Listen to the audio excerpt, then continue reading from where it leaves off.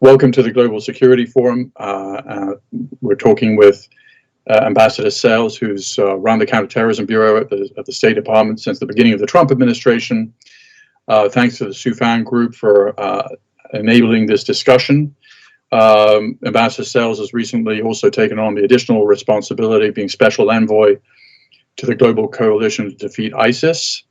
And so we'll jump right into it, Ambassador Sales. Thank you for making the time. I know it's a busy time for you. Well, it's a pleasure to be here, Peter. Thanks so much for having this conversation. So let me sort of start on a sort of, let's zoom out a little bit. And, you know, 2021 will be the 20th anniversary of 9/11. It will also be the 10th anniversary of the operation that ended up killing Osama bin Laden. One of your colleagues, Chris Miller, wrote in the Washington Post relatively recently that Al-Qaeda was sort of on the verge of defeat. I mean, how do you assess where we are? Give us a sense of what you think has really worked, what we could have done better, and what the prognosis for the future is. Well, I think Al-Qaeda is on the ropes, no doubt. We have decimated their senior leadership cadre over the past 20 years, leaving core Al-Qaeda leadership really a remnant of its former self. But we also know that Al-Qaeda is a group that's capable of evolving and adapting, and that's what we're seeing. We're seeing the group increasingly rely on a global network of branches and affiliates. Examples include Al-Shabaab in Somalia, JNM in West Africa, and others as well.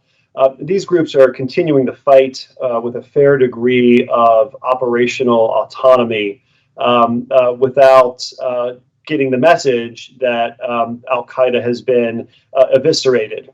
They're continuing their commitment to the ideology. They're continuing their commitment to the use of violence to advance their agenda. And so what the United States has been doing is using the full panoply of tools of national power to push back on these groups. Sometimes that involves kinetic action by our armed forces, but just as often it involves things like border security and boosting law enforcement capacity to investigate and prosecute Al-Qaeda affiliated terrorists, cutting off the flow of money, counter messaging to inoculate populations against radicalization. I think we're in a great position to continue the fight against this dangerous adversary as it evolves and adapts.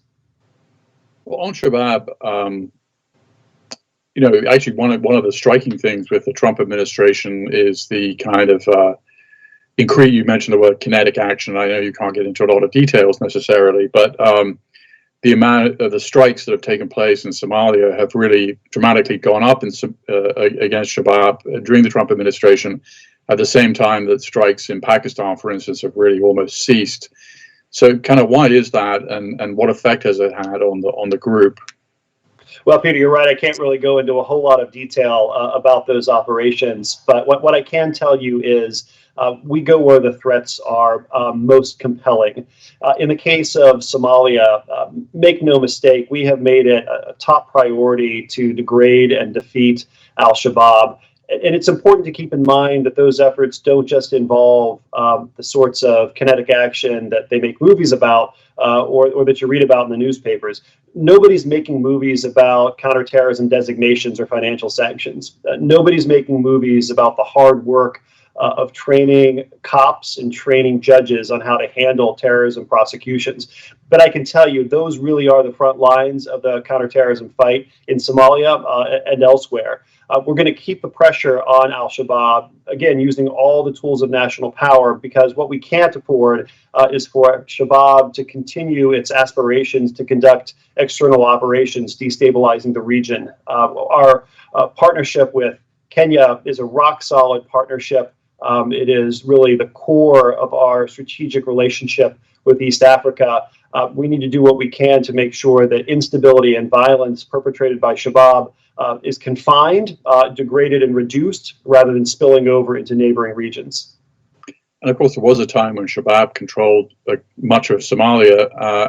How are they doing? And I think it's a little confusing to outsiders about kind of what parts of Shabab are related to Al-Qaeda or what parts of ISIS, and how meaningful that split might be when it comes to Shabab. Well, I think the group sees itself as one of Al Qaeda's most successful and most important affiliates. It is the terrorist group that displaces the most water in Somalia. Of course, there's an ISIS presence in Somalia as well, but it's really Shabab that has the outsized presence in terms of number of attacks committed and aspirations as well as membership, as well as resources. And that's why the administration has focused so directly on rolling it back, degrading it, and ultimately defeating Shabab. Again, Al Qaeda core. It's a remnant of what it was in the pre-9/11 era, in the immediate aftermath of 9/11. But what we're seeing is groups like Shabab rising up around the world to carry on the Al Qaeda legacy in their regions. So you mentioned of Al Qaeda Central, if Ayman al-Zawahiri was to sort of retire or resign or get fired or die or whatever, what is the succession plan for, Hamza bin Laden is dead, Saad bin Laden is dead, so these and they were playing kind of Division B roles in Al Qaeda. Would Saif al-Adil take over? Who might take over, and does it matter? I don't think we really know. I'd be happy to sit down with Zawahiri and ask him that question if I were accompanied by some of our nation's finest warriors. I don't think it would be a very long conversation. But there's a sense in which the question of who leads Al Qaeda core matters a little bit less today than it did a decade ago, certainly 2 decades ago, precisely because of that shift in organizational structure that I mentioned a moment ago. What we've seen is a sort of devolution of authority from Al Qaeda core to the branches and affiliates, whether it's Shabab in Somalia or JNIM in West Africa, AQIM in North Africa. Those branches, I think, have an increasing amount of organizational autonomy to develop attack plans, to set strategic objectives. And the United States is adapting as well. We are taking the fight to those organizations, again, using not just kinetic force, but using diplomacy to mobilize international coalitions and really investing in capacity building efforts so that these states on the front lines are able to defeat these threats on their own and not have to continually rely on the U.S. or other partners for assistance. Yeah, which raises an interesting question. I mean, Al Qaeda kind of came to the fore with a kind of far enemy strategy attacking the United States. And you're describing, I think, something that looks more like reverting into let's attack the near enemy. It's easier to do. I mean, do these groups have the intention or the capability? Obviously, those are two very different things to really threaten American interests or the United States itself. And maybe we could kind of go around the horn and talk about these groups individually. So obviously AQAP seemed to have at minimum not necessarily directed the attack in Pensacola, but certainly was cognizant of what was happening when the Saudi military officer killed 3 sailors in Pensacola pretty much a year ago. So what can you just kind of give your thoughts on what the capacities of each of these other affiliates other than Shabab are? The Khorasan group in Syria was a big deal several years ago. It seems to have been mostly expunged. So if you could give us a little tour of the world, that would be very helpful. So I hate to disappoint, but I don't think I'm going to be able to answer that question in the level of detail that would be of interest to you or to our viewers. What I can tell you is I think we have to take our enemies at their word. They certainly have the intent to hit the United States, to hit Western Europe, to hit friendly partner governments around the world. We have to prepare for the possibility that they would be able to put deeds behind the words. And so how do you do that? Well, the United States military can't be everywhere in the world at once. We have to prioritize the worst of the worst threats while also being mindful of the need to focus on the rising era of great power competition. And that's really where the State Department comes in, because our role as diplomats is to mobilize coalitions of like-minded states, not just Western Europe and Five Eyes partners, but also some like-minded states that are on the front lines in North Africa, in West Africa, in East Africa, in and around the Middle East. And what that looks like is boosting the ability of these countries to really stand on their own 2 feet. We want them to be able to investigate crimes and prosecute those crimes just as well as an assistant U.S. attorney in the Eastern District of Virginia could. We want them to be able to track financial flows throughout their financial systems in and out of their banks so that they can interdict licit or illicit front companies operating for terrorist groups. We want them to be able to engage in the battle of ideas so that they can deliver effective counter messages that can inoculate vulnerable populations against becoming the next generation of terrorist operatives. So we know what Al-Qaeda's ambitions are. We don't want to get in a situation where we're measuring, well, they have this capacity today or that capacity tomorrow. The goal is to prevent them from developing that capacity in the first place. And that's why the State Department's capacity building and diplomatic engagement is so important, because it's once we've gotten to a drone strike, there are a whole series of opportunities that have been missed to prevent an attack from happening, to prevent a group from arising. These capacity building efforts and diplomatic efforts that I'm talking about are really at the front end of the life cycle of a terrorist enterprise. And that's why they're so important, because they enable us to deliver a decisive action before it becomes too late. Well, switching gears a little bit, then, you're in charge of the global coalition to defeat ISIS. Obviously, ISIS did suffer a pretty catastrophic defeat geographically. How would you assess where they are now in Iraq and Syria? I know that you're doing work in West Africa, so perhaps you could tell us a little bit about both of those. Well, I guess I would say that ISIS is on a losing streak, but there's still a lot of game to be played, a lot of time on the clock. So they've suffered a pretty devastating defeat with the loss of their so-called caliphate in Iraq and Syria. They've suffered a pretty devastating defeat with the removal of their so-called caliph al-Baghdadi a year ago. So the group is really on its heels in Syria and Iraq. But once again, what we're seeing is an adaptive organization that responds to its battlefield losses in a way that it seeks to continue to carry on the fight. So it's much the same story. We're seeing a real shift in energy from ISIS core out to the branches and networks around the world. And once again, they're active in many of the same places that those Al-Qaeda affiliates are active.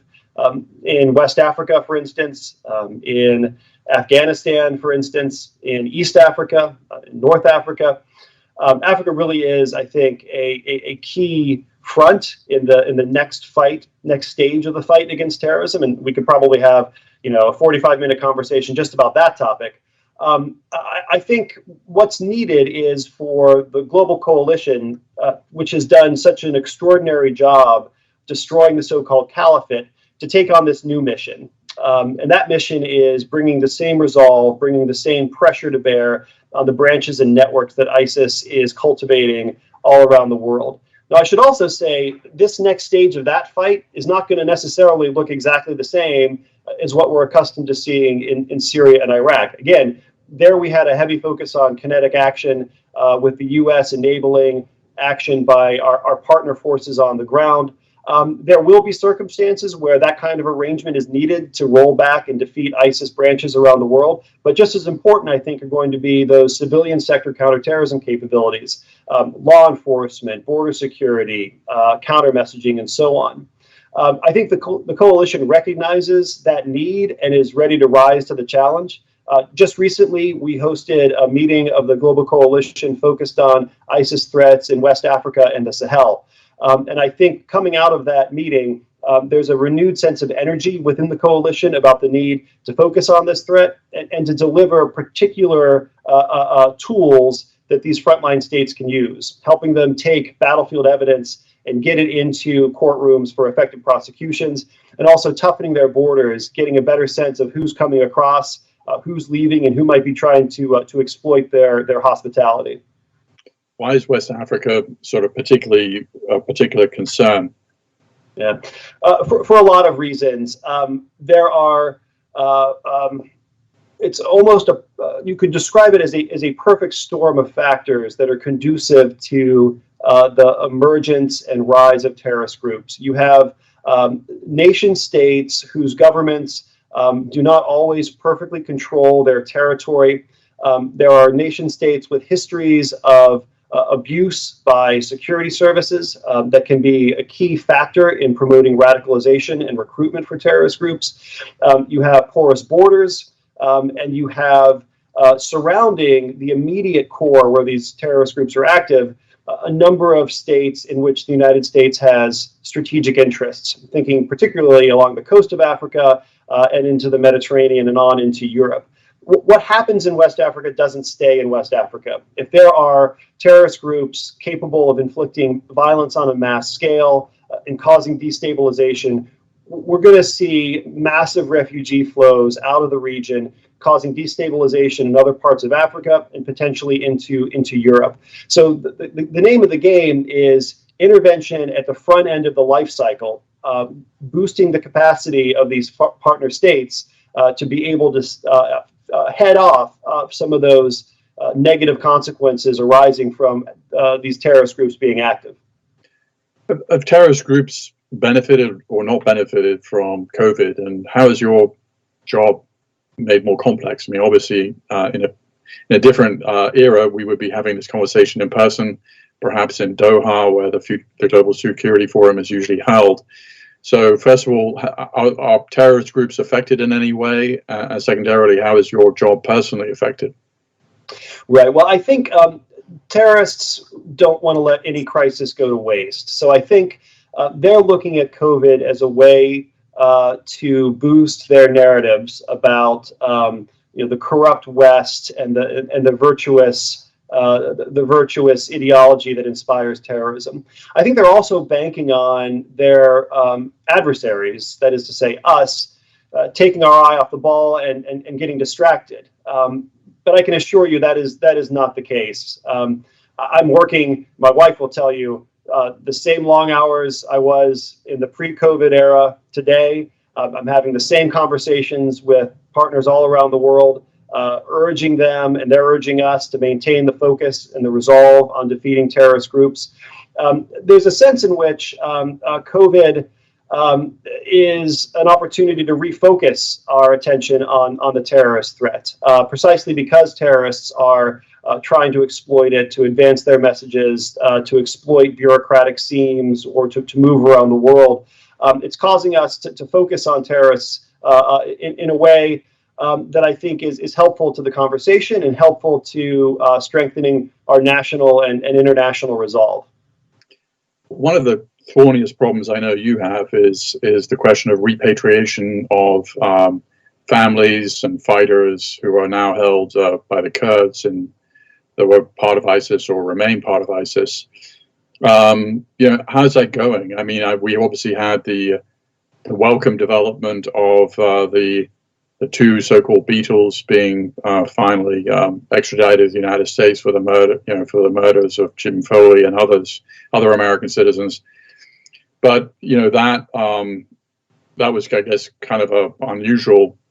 We still have. Can you give us a sense of the scale of the issue and kind of what you've been able to succeed in and what you have not been able to succeed in? Well, Peter, it's a pretty significant problem to this day. We assess that there's about 2,000 foreign terrorist fighters who've been captured in Syria and are currently in the custody of the Syrian Democratic Forces, our Kurdish partners on the ground, who played a key role in rolling back and ultimately defeating the ISIS so-called caliphate. In addition to the 2,000 foreign fighters, and I should say they really come from all over the globe, a handful from the United States, a much bigger handful from Western Europe and Central Asia, a lot from North Africa. We assess that in addition to the 2,000 fighters, there's another 70,000 or so family members from Western Europe, Syria, Iraq, and indeed the rest of the world. Keeping them in camps in the desert, keeping them in makeshift prisons in the desert is no one's idea of a long-term solution. What we need to do is make sure that these fighters are never able to return to the battlefield. That's not going to happen if they're in a makeshift prison that used to be a school. What we need to do is make sure that the children and the other family members in these displaced persons camps are not continually subjected to radicalizing ideology. The only way to accomplish this is for them to be repatriated to their countries of origin. And if a fighter's committed a crime, that person needs to face justice. And if a family member has been exposed to the toxin of ISIS ideology, they need to be rehabilitated and reintegrated into society. That can't happen as long as countries continue to look the other way and hope for the best. Now, we have had a number of successes in repatriating fighters and family members. I would just say the United States in particular has been leading by example. Some time ago, the Justice Department put out an announcement clarifying that every single American citizen against whom they have criminal charges in Syria for supporting ISIS allegedly has now been brought back to the United States and will face criminal charges. We've also brought back a number of minor children and family members, many of whom were taken to Syria or Iraq by family members against their will, and we're working to reintegrate them here at home.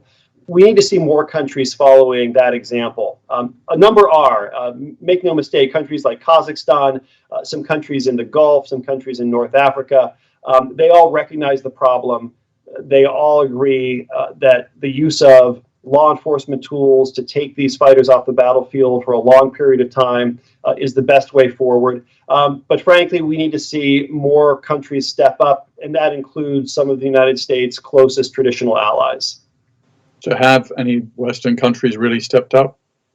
A couple have, yeah. The United States, for one, but in addition, Italy recently announced that they had repatriated several fighters and family members from Syria.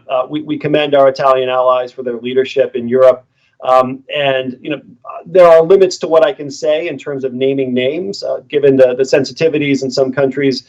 You're not really in a position to provide more detail about operational matters. But I can tell you that the United States has assisted a number of countries around the world with repatriating their citizens, and it's a standing offer. We're ready to assist any country that wants to move forward.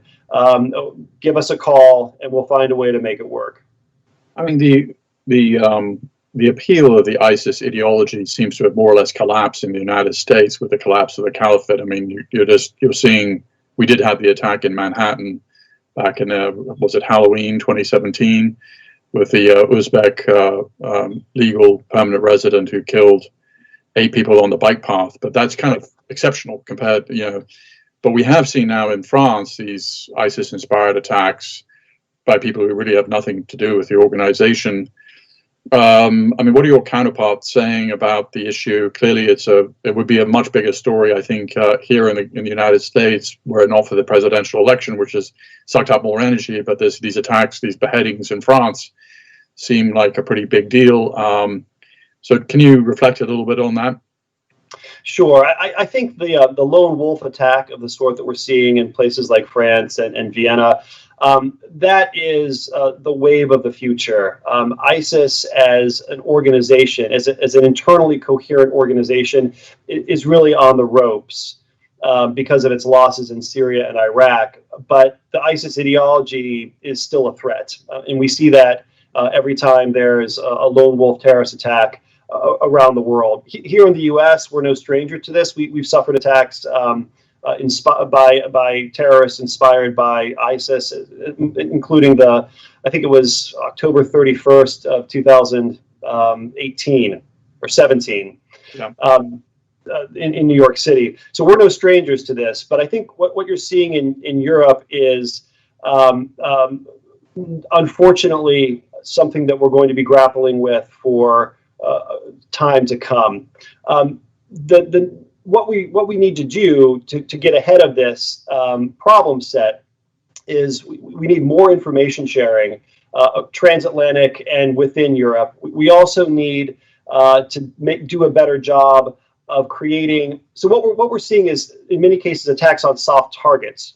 And one of the most effective ways to prevent attacks on soft targets is to foster information sharing and cooperation between government authorities, particularly intelligence officials and law enforcement, as well as the operators of private infrastructure, whether it's churches, whether it's soccer stadiums, whether it's shopping malls, so that there's a seamless flow of information about threats and about potential countermeasures to address these threats.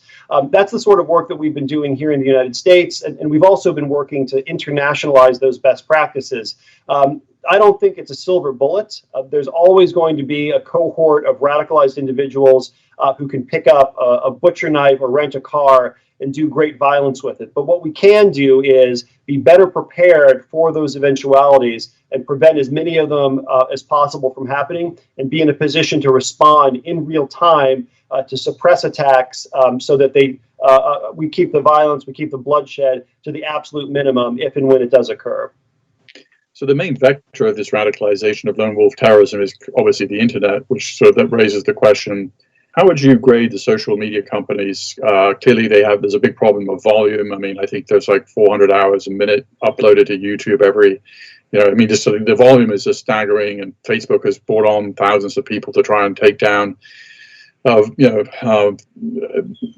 violent messages in all sorts of different languages. But I mean, are they doing enough? Could they ever do enough? Are they cooperative? Do they hear what your concerns? And a sub part of that is, some of the social media companies are obviously not based in the United States, and Telegram is used by ISIS based in Berlin. So maybe also reflect a little bit on kind of what social media companies outside the United States are doing or not doing. So what grade would they get? I don't know. Can I grade on a curve? I guess I'd say they're not getting an A, but they're not getting an F either. I think the industry was a little slow to recognize the scope of the problem, but my sense is that Silicon Valley is seized with it today. They formed an organization called GIFCT, the Global Internet Forum to Counterterrorism, which is intended to promote best practices and information sharing with respect to the removal of violent or radicalizing content.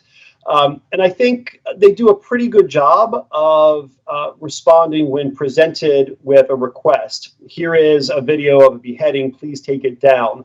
Of course, by the time you've made that ask, the video has been circulated 100,000 times and downloaded onto a bunch of different servers. So the horse has left the barn. So I think what Silicon Valley is looking at, in addition, is taking the human element out of it and relying more on automated systems that are capable of identifying problematic content. And again, what we mean by problematic is not stuff that's protected by the First Amendment. Odious though it may be, people have the right to say what they will, as long as it doesn't rise to the level of constitutionally unprotected speech. What we're talking about is gruesome beheading videos, calls to specific acts of violence, and so on. And I think Silicon Valley recognizes that they need to do a better job of developing the automated systems that can flag this stuff, because no human being is ever going to be able to keep up with the volume and pace of problematic content that gets posted. We really need to rely on cutting-edge technologies to serve as the option of first resort. Could they do better? Absolutely. And I think if you ask Silicon Valley, they would probably give you a similar answer. Yeah, we need to do more. I guess the last thing I'd say on this is, how do you prompt them to do more? And this is one of those areas where there's a bit of a divide between the United States and our traditional partners and allies and friends in Western Europe. The American approach to internet regulation is very much a hands-off approach. We believe, consistent with our First Amendment values, that the best remedy for objectionable speech is not censorship. The best remedy for objectionable speech is counter-speech. And we also have favored a deregulatory approach to the internet rather than imposing heavy-handed mandates, which we fear could stifle innovation and stifle the creativity that has really made the internet the engine of creativity and economic growth that it is. in favor of a more voluntary collaborative approach, relying on moral suasion rather than heavy-handed commands. That's a very American approach to those two issues. It's not one that is perfectly embraced in all corners of the world. So I think there will be some divergence of approaches. We're seeing it already, and I think we could expect to see those amp up in the coming months and years. The AI and photo DNA are the way forward on the question of the beheading videos, right? I mean, that's the it gets a little more tricky when you have someone like Anwar al-Awlaki, who gave speeches about jihad that aren't necessarily incitements to violence. I mean, so what are your thoughts about? You mentioned the sort of the free speech versus, I mean, in a sense, the companies do have a pretty wide latitude to take things off their platform because anything that incites violence is against the terms of use, and it's a privilege to be on that platform. It's not a right. But so, what about Telegram and social media companies that are based outside the United States are not subject to American laws or American social pressure in quite the same way? Yeah. That's a little trickier. I think we, the United States government, have long-standing and productive relationships with our private sector counterparts out in California, and those relationships just don't exist in the same way when you're talking about a foreign company. So without singling any particular company out for praise or blame, I think our approach to foreign companies would be the same as it would be with American companies. We expect you to take decisive action when you become aware of content that violates your terms of service or is illegal. And more than just take decisive action when you become aware, but develop mechanisms for researching and investigating whether there is problematic content on your platform. And I think we'd also ask, please cooperate with law enforcement authorities at home or here in the United States. If we have an ongoing investigation, we expect you to be good corporate citizens and help us solve terrorist crimes that have been committed in the past, or even better, prevent terrorist crimes from being committed in the future.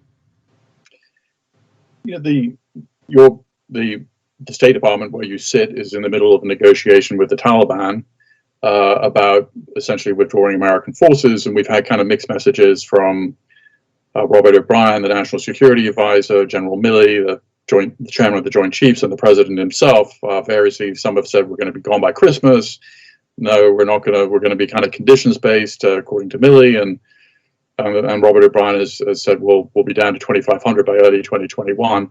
Without getting into the details of that necessarily, the balance against that is the UN report relatively recently that really said that Al Qaeda and the Taliban remain pretty joined at the hip, which would seem to undercut one of the main premise of this negotiation, which is that in fact the Taliban are sincere when they say, at least in Doha, that they plan to abjure Al Qaeda and all its work. So where do you come down on all that? Well, on the troops, that's well above my pay grade, Peter. So I'm gonna sidestep that one. But what I can tell you is that the terms of the agreement that was negotiated with the Taliban 9 months ago in February, the terms are perfectly clear, and we expect to hold the Taliban to their word. The terms are make a clean break and provide all requisite assurances that terrorist groups will have no safe haven on Afghan soil from which to operate, particularly against the United States or our interests in the region or our partners. We have made commitments to the Taliban. The Taliban have made commitments to the United States, and we expect them to live up to their obligations. And the Secretary of State has been perfectly clear that any future action by the United States in terms of implementing various other portions of that deal are entirely contingent upon the Taliban living up to the commitments they have made to us. So we're going to be watching this very closely. There's the old Russian proverb or saying, I should say, from the Cold War, trust but verify. In this case, it's just verify. We're going to be watching very closely to verify that the Taliban are living up to their word. Mention of Russia, switching gears a little bit, the Russian Imperial movement. Who are they? What did you do? And why? Well, that was a great transition. We couldn't have planned it any better. Yeah. So Peter, the Russian Imperial movement is a St. Petersburg-based terrorist group that we sanctioned under our domestic counterterrorism authority several months ago. RIM, a Russian Imperial movement, is a white supremacist group. It's a racially and ethnically motivated terrorist group that conducts training in which it trains like-minded radicals to commit acts of violence. And indeed, RIM-trained fighters have gone on to commit bombings and other acts of violence in Europe. So we sanctioned them, as naming them a specially designated global terrorist organization several months ago for a simple and straightforward reason.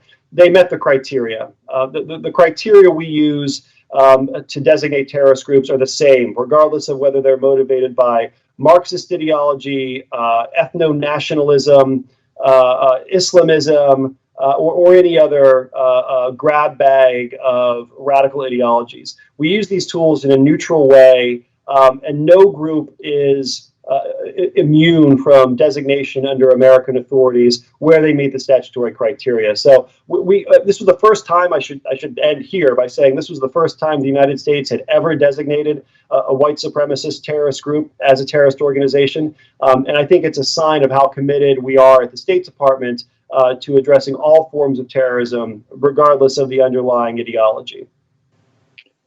On Iran, so how would you characterize your approach, the State Department's approach to Iran in terms of the actual effects it might be having on their support for Hezbollah and or the Houthis?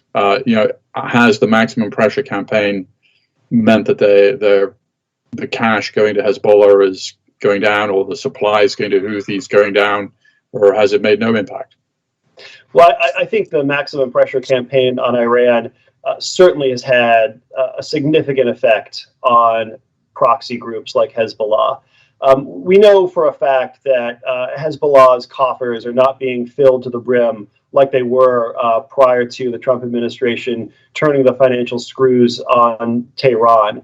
And you don't have to take my word for it. Hassan Nasrallah himself has been out in public pleading with supporters to write checks and otherwise donate money to Hezbollah. You don't do that if the Iranian regime is sending a pipeline of cash on a regular basis, like you've been accustomed to.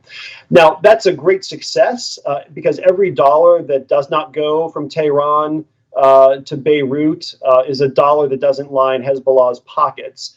But it also highlights the need to address other sources of funding that Hezbollah uses to finance its bloodshed around the world. If they can't count on support from their masters in Tehran like they used to, they're going to increasingly rely on things like human trafficking, which they are actively involved in. Hezbollah is going to get more involved in illicit front companies or narcotics trafficking. So for that reason, you're also seeing the United States dramatically ramp up the sanctions that we are imposing on key Hezbollah figures, and not just the terrorists who blow up bombs themselves, but the facilitators and financial enablers around the world. We're designating front companies, we're designating financial facilitators, precisely because these two pieces work in tandem. Cut off the flow of money to Hezbollah coming from Tehran, and also go after its own self-generated network of financial support. What about the Houthis? The Houthis, well, they've got to make a choice about whether they want to be a part of the problem or part of the solution. And so far, the signs have not been encouraging. They work hand in glove with Iran, receiving weapons that they use to launch attacks on a wide range of civilian targets in the region. Saudi Arabia comes under frequent attack. So does the UAE. And we've been very clear that we're not going to tolerate attacks by Iranian proxies on civilian infrastructure in the territory of our partners in the region. I was in Riyadh, this is many months ago now, in the pre-COVID era, and as we were driving to the airport after several days worth of engagements, looked out the window and saw a number of Patriot missile batteries all facing south. And it's because they have to have defenses in place to protect civilian aviation from attacks by Iranian-enabled Houthis. Not a good situation, and it's one that the United States is not going to stand for. It seems that those attacks have kind of subsided, the Houthi attacks into Saudi, and the Emirates obviously have pulled out, right? Well, I don't know that there's a broader trend line suggestive of a decrease in attacks. It's very much a hot or cold situation. One week you might see 6 drones going from Yemen into Riyadh. The next week it might only be 1. The week after that it might be 0. So I think the Houthis certainly are not giving up their capability to launch these attacks. And frankly, I don't think they're even giving up their intention to launch these attacks. What they might be doing is making tactical judgments on a week-by-week basis. But I think the overall trend here is they remain committed to committing acts of violence against civilians. Mention of Saudi, we just had this recent attack on a World War I memorial service, which attracted a number of Western diplomats. 3 people were wounded in Jeddah. Is this... I mean, Al-Qaeda in the Arabian Peninsula is based in Yemen because they basically got pushed out of Saudi Arabia in the 03-04 time period. But does this demonstrate that Al-Qaeda or ISIS or some kind of jihadist group has some capacity that continues in Saudi? I don't think we know yet. I think it's probably too soon to say. At the time we're recording this conversation, Peter, it's 1 or 2 days after actually 1 day after the incident, and the investigation is just in its early stages. I think we'll be looking at this very closely to figure out whether it was a lone wolf attack, whether it was something directed by or inspired by ISIS or Al-Qaeda. And once we know more about the perpetrators, I think we'll be in a better position to draw conclusions about what that means and what steps we might take to prevent future incidents like this. And then one final question as we're wrapping up here. So the 2 of the so-called Beatles are now in Alexandria facing charges in the deaths of Jim Foley and Steve Sotloff and Caleb Mueller. And is there anything that you can say about kind of the process that got them here? And of course, the British were very concerned about a possible death penalty. And how did that all? Presumably, you were involved in getting them to the United States in some shape or form in some of those negotiations. Well, I think all's well that ends well. We worked very closely with the British government over a number of months, a number of years to get to this outcome. Where we started was the United States has an expectation that our allies will do as we have and bring citizens back to face justice in domestic courts of law. So it's no surprise that that was a message that we delivered to the UK government from the President of the United States via public statements all the way down the chain of command. I think it eventually became clear in conversations through diplomatic channels, but also among career professionals in ministries of the Interior or the public prosecution services, that the UK didn't really have a viable prosecution option. And at that point, the United States concluded that it's time to prosecute him here in the United States. These 2 men allegedly committed crimes of great violence against American citizens. And so our sense was, if you kill Americans, you're going to face American justice. So we worked very hard over the ensuing years to work with our British counterparts to receive evidence that the British government had and that we thought would be helpful to our prosecutors' ability to bring cases in federal court. As you mentioned, there was a bit of a dust-up in UK court about whether the UK could share information with the United States in the absence of an assurance from our government that we would not pursue the death penalty. I can tell you that prosecutors never like to take tools off the table in advance of a case. They want to try the case and see how the prosecution evolves.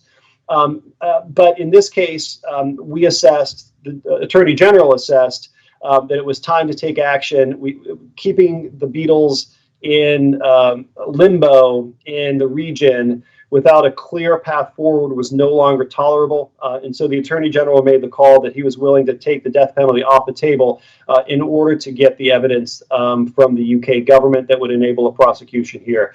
And I can say we have full confidence in our ability to prosecute not just these two alleged terrorists, but any terrorists in a way that's consistent with the rule of law and human rights. We've been doing this for 20 years, since the 9/11 era. And I think we've got a lot of experience putting together successful, compelling cases that juries find sufficient to impose criminal penalties. It's in the hands of the prosecutors now. No predictions, but if the past is any prediction, I like our chances. Well, thank you, Ambassador Sales. We know you're very busy with your multiple jobs at this point. So thank you for taking the time to talk with us. And we'll wrap it up there. Thank you. Well, thank you, Peter. I enjoyed the conversation, and really grateful to you for your thoughtful and provocative questions. And look forward to staying in touch. Thank you.